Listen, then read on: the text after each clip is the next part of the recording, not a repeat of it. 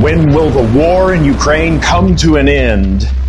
The conflict in Ukraine broke out on the 14th of April 2014. For 8 years, the Donbas and Lugansk regions have been bombed by the Ukrainians. Children want to live and make this world better, but 152 of them were killed by the Ukrainian military and neo-Nazi units during the conflict in Donbas.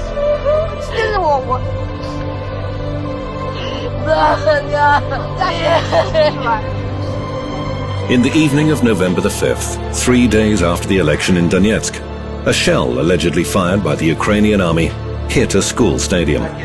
2 teenagers were killed instantly, and 3 others were severely wounded. Играли в футбол. И вот это вот, значит, обстрел и попал. Он обычно гуляет с Кириллом. Все, сыночек, тихо, тихо, тихо. Не плачь, не надо. Ну, Никиты. А что с Никитой? Он там остался. According to the Office of the United Nations High Commissioner for Human Rights report, over 14,000 people were killed during the conflict in Donbas. Many fell victim to the criminal shelling of residential areas by the Ukrainian military and neo-Nazi units.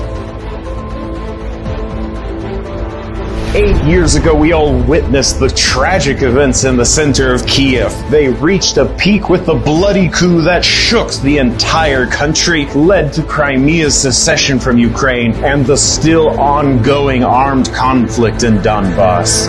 The West spent 8 years ignoring the sea of blood in Donbas while arming Ukraine, and now it claims Moscow is the aggressor when it stepped in to end the conflict.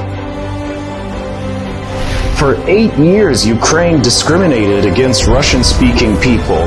For 8 years, Ukraine violated their rights. For 8 years, Ukraine committed crimes of genocide in Donbas. For 8 years, Ukraine glorified Nazism.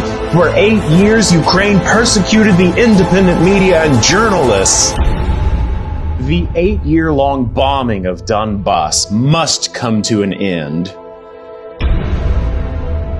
For 8 years, the Ukrainian media failed to tell the truth about Donbas.